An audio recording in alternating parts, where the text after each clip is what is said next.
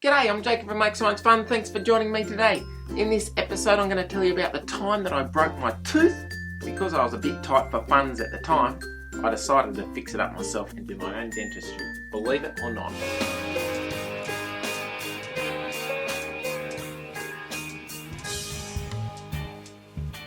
It was about 2 years ago and I was doing an electrical project, and a smart person uses a wire stripper like so, which strips off the outer plastic, and then you can do your connections to the wire like so. Now that's what smart people do. That's what I do now. But unfortunately, I haven't always used wire strippers. I used to use my teeth. Got a piece of wire and I put it between my teeth, like this, and I went,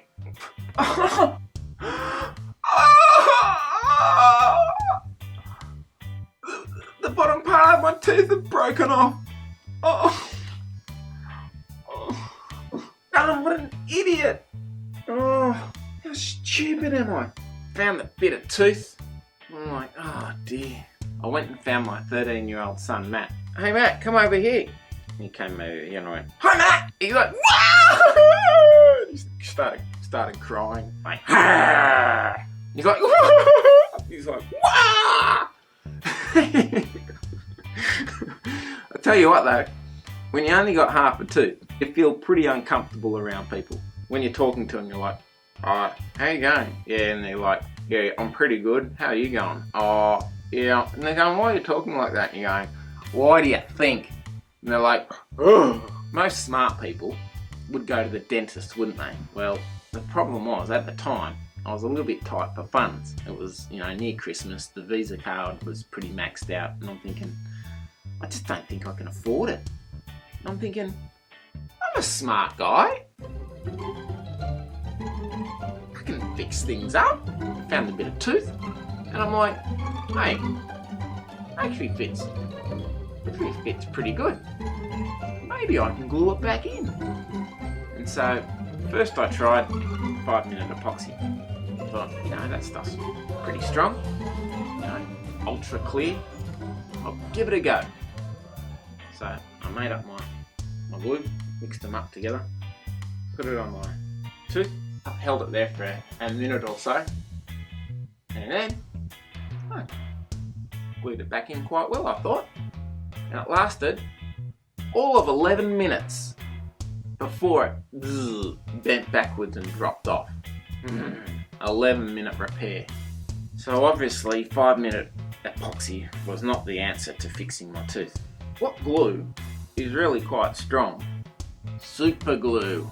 And I'm like, oh dear, this stuff's lethal. I mean, in the past, I've glued my fingers together, and I've heard about people who have glued their eyelids together. I'm considering putting this in my mouth. Not the smartest thing to do. Maybe it's poisonous as well. So I did some internet research. They actually use it on the battlefield to glue wounds together. Can't be poisonous then. And first I practiced putting this tooth in, trying to get in the one hit, like this. Blow dried my mouth, blow dried the tooth, and put the super glue on it, and holding it in place like that. Let go, and it was pretty good. And it lasted 22 hours before it broke off. And so for the next few days, I kept re-gluing it back in. One time I sort of got it a bit skew and I had a bit of a wonky tooth for a day. Did this for about 8 days, gluing my tooth back in every day. And I'm thinking, this is getting ridiculous because I'm accidentally going to swallow it one night and die, choke to death on my tooth. So eventually I went to the dentist, and he put a post in and a big lump of tooth cement in. Didn't cost me much at all, and look at the beautiful tooth I've got today. Thanks heaps for joining me on this Make Science Fun, Do Your Own Dentistry episode, and I look forward to seeing you again soon. Okay, bye. So the moral of the story is, don't do your own dentistry, go see a trained professional. Much better for you in the long run. For a weekly video, please click the Make Science Fun logo below, and I'll be seeing you soon.